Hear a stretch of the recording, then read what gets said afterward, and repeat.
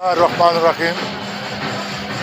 आज मोहतरमा मरियम नवाज साहिबा और हमजा शहबाज शरीफ साहब वज़ीर आला पंजाब जो है वो कोटला की सरजमीन पर तशरीफ़ ला रहे हैं। वहाँ इस रीजन का सबसे बड़ा जलसा होने जा रहा है। आम कारकुनान मुस्लिम लीग नवाज ज़िला मेंबर जनाब चौधरी तारिक फारूक साहब, सीनियर रहनुमा पाकिस्तान मुस्लिम लीग नवाज आज़ाद जम्मू कश्मीर, उनकी क़ियादत में यहाँ से बहुत बड़ा काफ़िला जैसा कि नज़र आ रहा है, आवाम का यहाँ जमे गफ़ीर है, वो उनकी क़ियादत में जो है उस जलसे में शिरकत करने जा रहा है।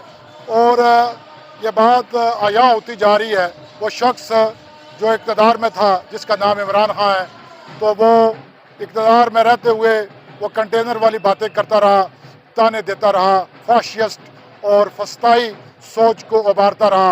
आज उसने पाकिस्तान में एक ऐसी नस्ल को परवान चढ़ाने की कोशिश की है जो पाकिस्तान को तबाही की तरफ लेकर जाना चाहते हैं, लेकिन हम चाहते हैं उनकी ज़हनी आबियारी की जाए।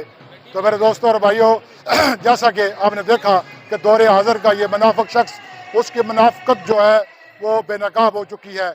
जब वो इक़्तिदार से लग होता है तो वो ये समझता है कि अगर इक़्तिदार मेरे पास नहीं तो फिर वो बांदर वाली बात है, जो जिस बांदर के हाथ माचिस की तीली आ जाती है वो पूरे जंगल को आग लगाने के दर पर होता है।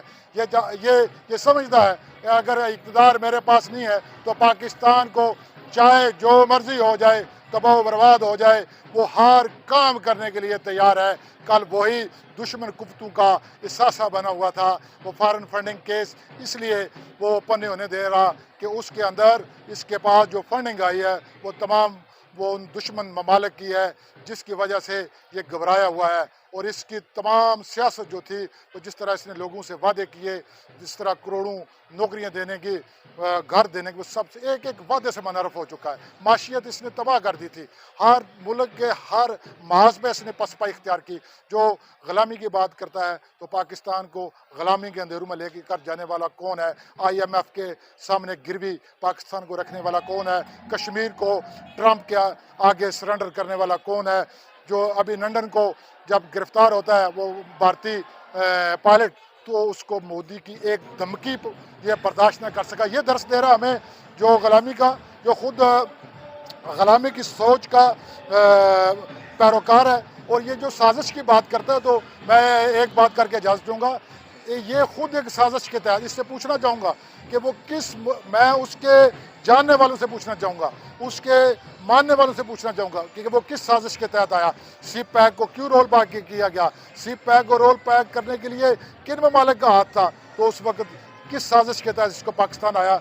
ये अदालती निज़ाम की बात करता है। साकिब निसार गठजोड़ जो इसके साथ था, इमरान साकिब निसार गठजोड़ किस बिना पर हुआ? उस गठजोड़ ने पाकिस्तान के अदालती निज़ाम को किस तरह नुकसान, हर महाज पे अदालती निज़ाम हो, इंतज़ामिया का सिस्टम हो, करप्शन, वो गोगी जो इसने इसके ये कहता है मैंने करप्शन की, इसके इर्द गिर्द जितने लोग इसको चिमटे हुए थे सब करप्ट लोग थे।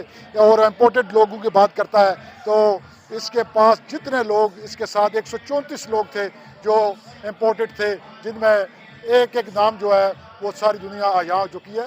तो इसका पर्दा चाक होने जा रहा है। यह जलसा इस रीजन का सबसे बड़ा जलसा होने जा रहा है। और इसी तरह मरियम नवाज साहबा के पाकिस्तान में होने वाले जलसे जो है वो साबित कर रहे हैं कि पाकिस्तान की अवाम कहाँ खड़ी है। पाकिस्तान की अवाम तमीर और तरक्की चाहती है, पाकिस्तान की अवाम आगे बढ़ना चाहती है, यह पाकिस्तान को अंधेरों की तरफ लेकर जाना चाहता है। एक तरफ इसकी सोच जो फाशिस्ट की है, दूसरी तरफ जो मस्बत सोच है, पाकिस्तान की तमीर और तरक्की की सोच है, पाकिस्तान को मजबूत करने की। इन अल्फाज की